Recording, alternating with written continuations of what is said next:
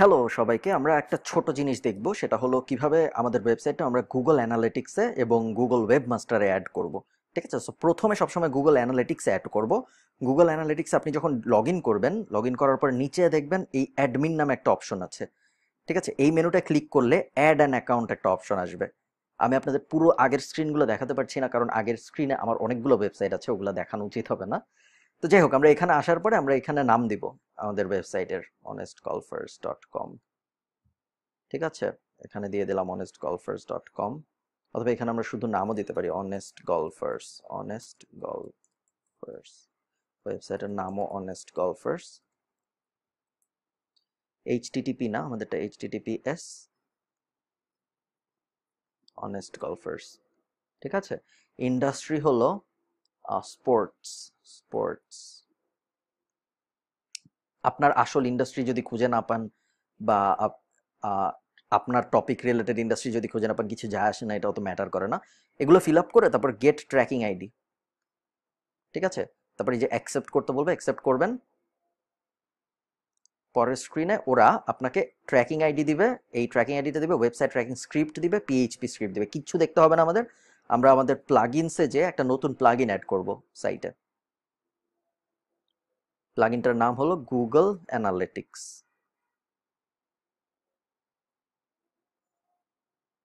হ্যাঁ, Google analytics.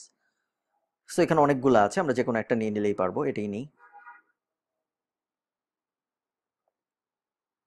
দেখুন, খুবই সোজা কাজ।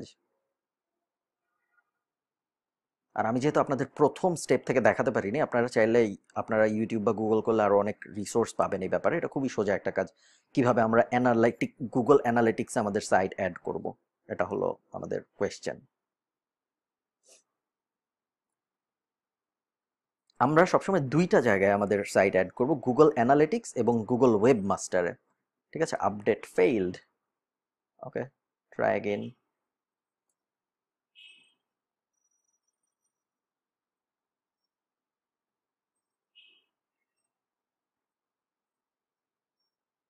ওটা না হলে আমরা এটা করে ফেলবো।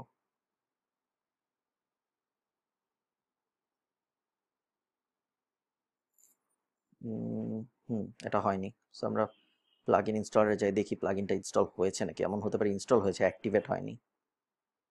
কি জানি ছিল প্লাগইনটার নাম, গুগল অ্যানালিটিক্স। দেখেছেন, ইনস্টল হয়েছে, অ্যাক্টিভেট হয়নি। অ্যাক্টিভেট করে দিই আমরা। এখন এই যে এখান থেকে সেটিংসটা কনফিগার করতে বলবে ওরা, আমরা সেটিংসটা কনফিগার করে আসি। দেখুন, authenticate with your Google account এভাবেও করা যায়, আবার ম্যানুয়ালি ট্র্যাকিং দিয়েও করা যায়। ঠিক আছে, সো আমরা নর্মালি করি authenticate with your Google account, এটা ক্লিক করি। ও আচ্ছা, না, ম্যানুয়ালিও করা যায়, আমরা ম্যানুয়ালি করি। ম্যানুয়ালি করতে হলে এই যে ইউএ কোডটা এখানে দিতে হবে ম্যানুয়ালি। এটা কপি করলাম, এটা এখানে দিয়ে দিলাম। ঠিক আছে, হয়ে গেল আমাদের। ও আচ্ছা, আমি অটোমেটিক অথেন্টিকেটিং এ ক্লিক করেছিলাম, সো অটোমেটিক্যালিও করা যাবে।